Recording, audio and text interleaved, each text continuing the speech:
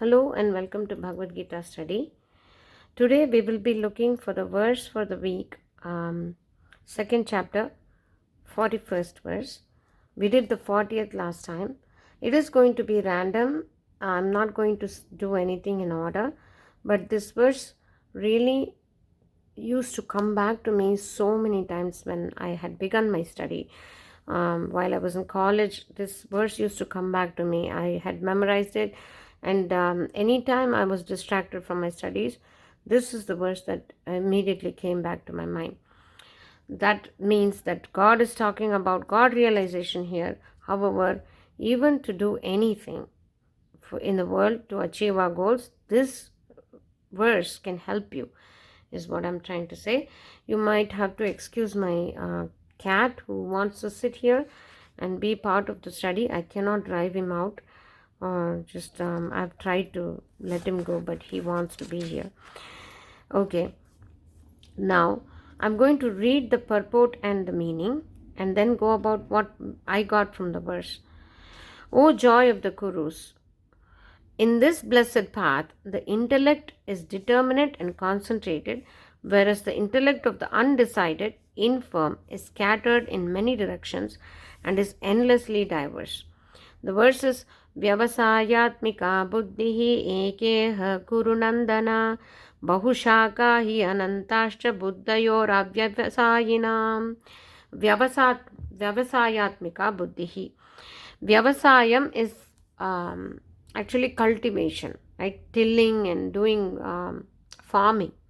So a cultivated mind is what we need, with a one pointed single direction is what we need for God realization. God says if the mind is not cultivated or tilled or made ready for this, it would run in several directions, which is bahushaka, is many branches.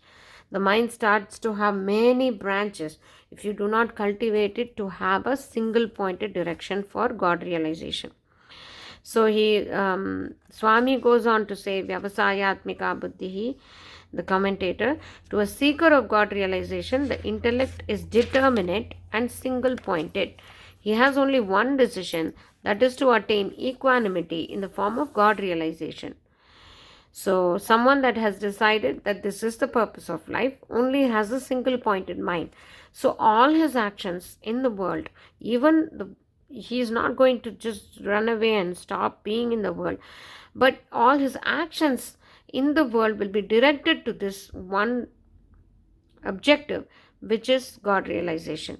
So what can be an obstacle to that is attachment to the world. Attachment to the world is the main obstacle to this attainment of equanimity.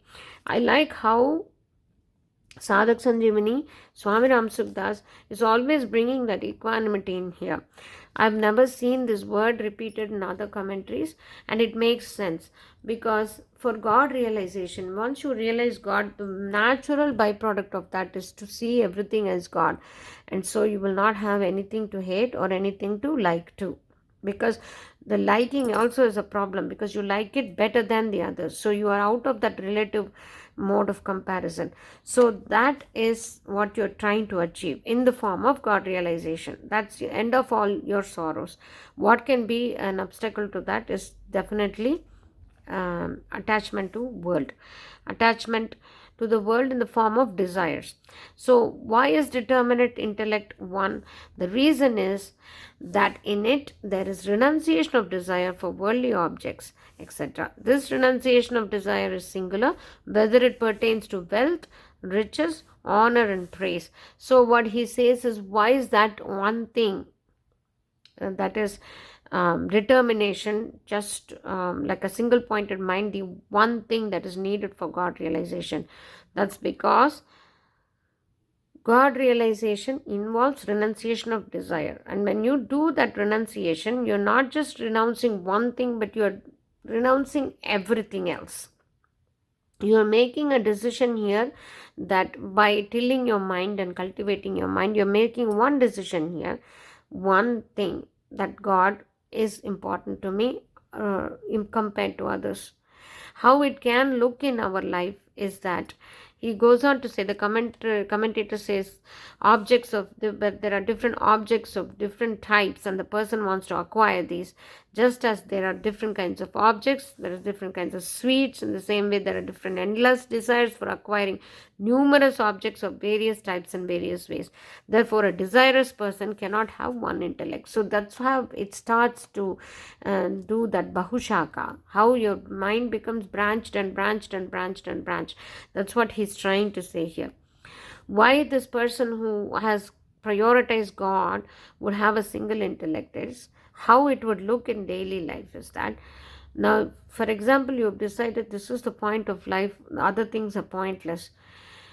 Of course, this decision of that while where we are still in world may not involve us just walking away, leaving your wife or leaving the job, leaving your children. That's not the right thing to do. If you are in the world and you still want to prioritize God, you'll always put God in the front when you make those duties, and when you are contributing to your family, your God will be the still centerpiece of your world. And Sri Ramakrishna Paramahamsa says that all these worldly objectives and everything that we get they're all zeros, and more zeros we are accumulating in the form of wealth and things and honor and praise and everything that we think is valuable in this world. They're all definitely zeros. But if you put God in front of that, which is a 1, the value of that number is so much, and that really is so easy to hold on to in terms of this verse. So you are in this world, but you do not have that single pointed diversion, like determination to just say make God realization your ultimate goal of life. What happens is your mind is getting branched and branched. You're going towards a job, and you get that job, then you want to get promoted, then you want to reach a certain level, then you want to acquire certain amount of wealth and certain title. So there are so many branches within this one desire of having a job. Then imagine everything else that in the world that have all these branches. Your mind space is occupied by so many things. I want the iPhone a certain number, and then I don't know the versions of iPhone, but whatever, 10 or 11, whatever that is, and then comes 12, and then you buy a case for it, then you buy a ear pod for it, everything to maintain that you are trying to buy, and then it goes on and on and on and on and on. Every desire has so many branches, and your mind space is totally occupied by that. So where is the time for God realization? Imagine if you were to still buy the iPhone, if you were to still pursue the job, but you're still putting God in front, which is you are going to do that same job as a service to the Lord, and you're not going to keep running towards it. You will do what is right in front of you. There is no harm in having a job and earning money for the sake of your family, but you will do it as a service to Lord. You will devote your time to the Lord in the form of study and sadhana and puja, or whatever you do, going to church or going to temple, whatever you do, and from your earnings you're going to give away some of it to the needy. These are the decisions you can still do, and put God in front of all your worldly activities. That doesn't come easily. That comes only with the cultivated mind. Only when you make a single pointed decision that I'm going to walk towards God realization, then those steps happen in your life, and then you want less and less. Once you've started this path, you only want less to sustain you, to make you happy. All that makes you happy is Gita, or hearing about the Lord, or going to the temple, or reading spiritual books. Slowly it starts to dawn on you that this is what gives you much more bliss than other things you were running behind. You will still be able to perform all your duties in the world, give everything that you need to give, the bare minimum. I'm not talking about like wealth that would last for 7 generations. You're talking about a decent amount of savings for your kid, decent amount of wealth for your wife to go on if you are not around. These things need to be done, and these can be done with God in center, and as the secondary service to the Lord. You always remember, when I serve my wife, I serve the Lord. When I serve my kid, I serve the Lord. When I serve the needy, I serve the Lord. So bring Lord in every activity. That is cultivating the mind towards God realization. That's how I see it. So in the discipline of karma, this discipline of action, and in the discipline of devotion, this bhakti yoga, there is mention of intellect, which is determinate and single pointed. But it is not so in the discipline of knowledge. In jnana yoga, there is not much talk about the single pointed intellect, which is like sharp decision, only one thing, vyavasayatmika buddhi, cultivated mind just to do that. So that is not spoken of in jnana yoga, because in jnana yoga there is the prerequisite that's already happened to you. But in bhakti and karma, you need this, and you need to be developing this. Consciously we have to develop this. Every time we see ourselves straying from the path, we have to bring it back. And that's exactly what used to happen to me when I used to get distracted. I would say, bahushakahi anantascha. Oh, this is what's going on with me. My mind is getting branched and moving in different directions. Now I have to study for the exam. And that is what vyavasayatmika buddhi ekeha kurundandan. I need my single pointed attention towards my studies now, otherwise I'm going to fail. This used to come to me as a college student at that time. Right now it's not relevant to that anymore. It is more towards God realization, but this was only spoken for God realization. So for me, it happened to me when I was thinking of it. It made sense to me, but God only speaks about God realization here. And moving on to Bahushakahi Anantascha Buddhayor Avyavasayina. The infirm in mind, being desire ridden, clings to pleasure and prosperity, and so the intellect of such persons grow endlessly. What does it mean? Grow endlessly. See, you want a desire of getting money, but getting money, immediately if that desire comes, there are several options that appear in front of you. You can get that money with business, your job, your service, or you can rob somebody. You can steal from someone and cheat someone and get the money. All these options are right in front of you with that one desire, right? Instead, if that desire takes the form of, I want to serve the Lord in form of serving my family, I need to get a job for that, then what happens? Only option is dharmic option, right? There are not these many options. If just the desire is appearing, there are many options.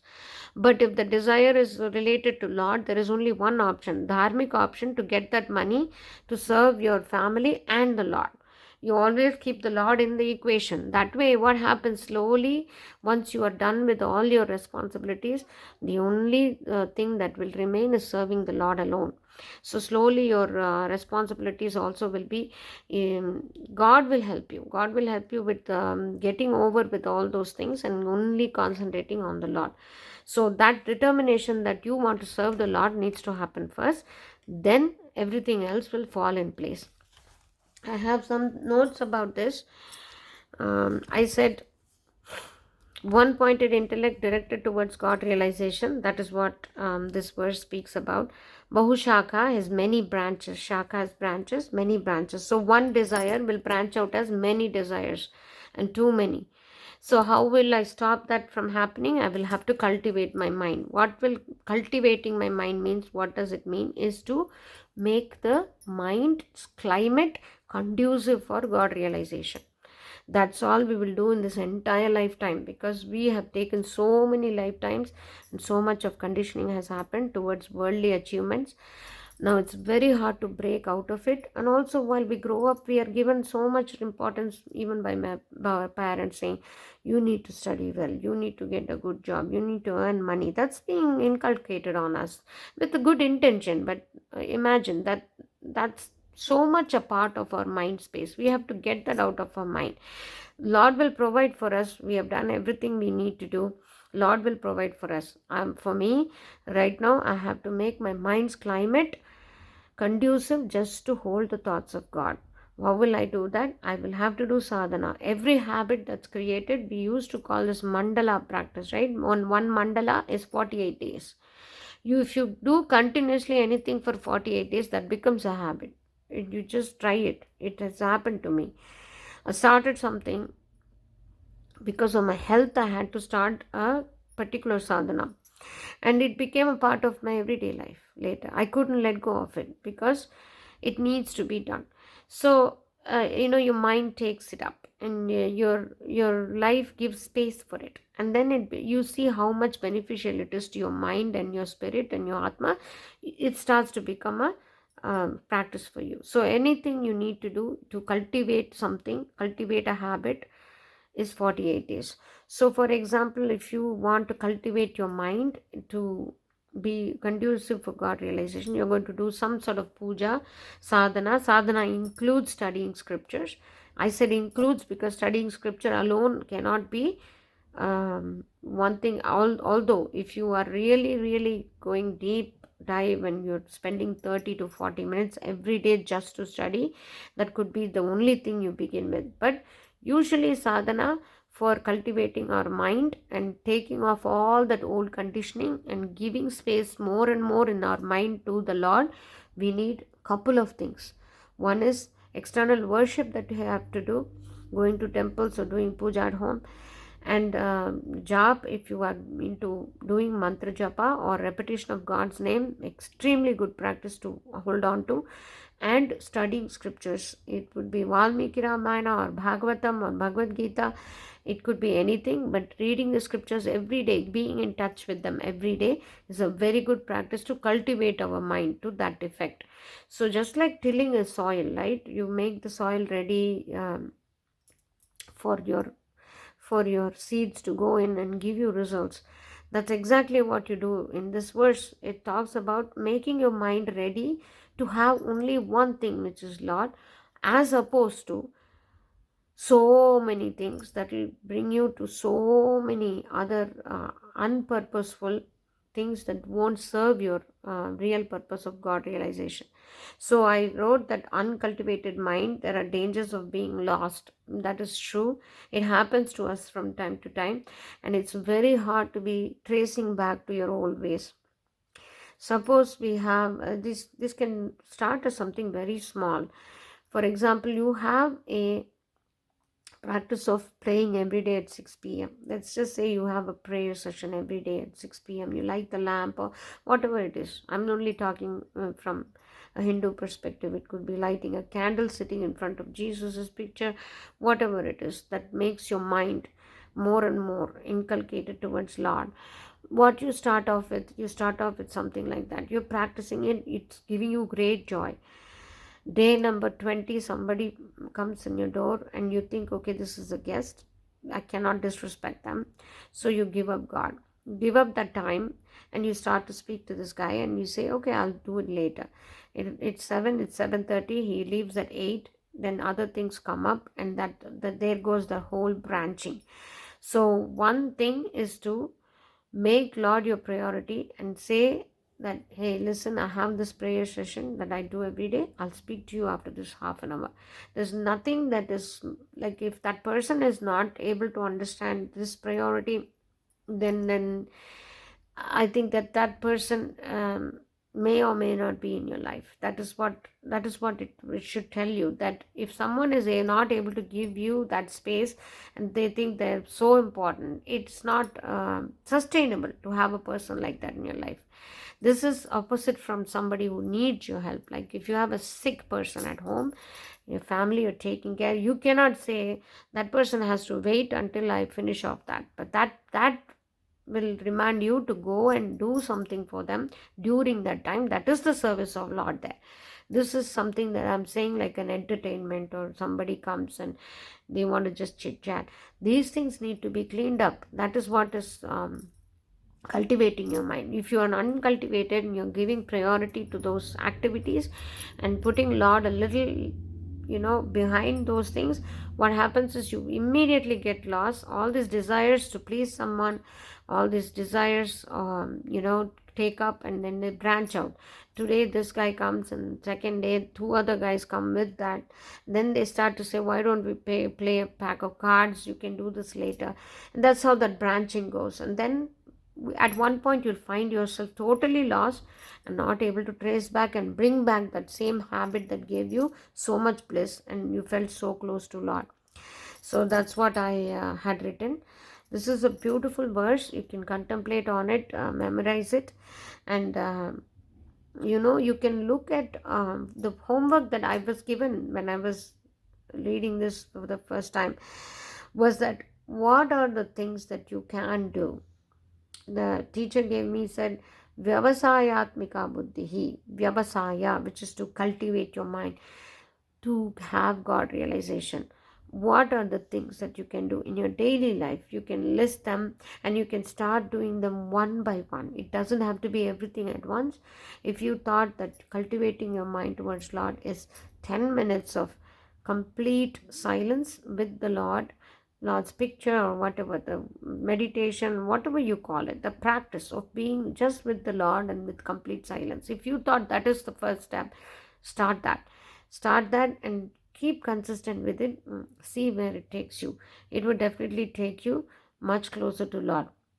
You will feel much more lighter, and slowly what happens is Lord will be the centerpiece of your home and the world. Because little things my grandfather used to practice is to, whatever he ate, whatever anybody brought, everything that this was, I have never met my grandfather, this was from my mother that I've heard. Anybody that came to my grandfather's house always knew where to put the things that they brought for him. It's in the puja room in front of Krishna. They used to put it there, then it would be offered, and then everybody in the family would take it. Anybody, anything they brought. He used to practice homeopathy. They used to give him whatever they can for him. He never took money to treat people, but whenever somebody had to offer something to him, they would straight away go to the puja room and keep it there.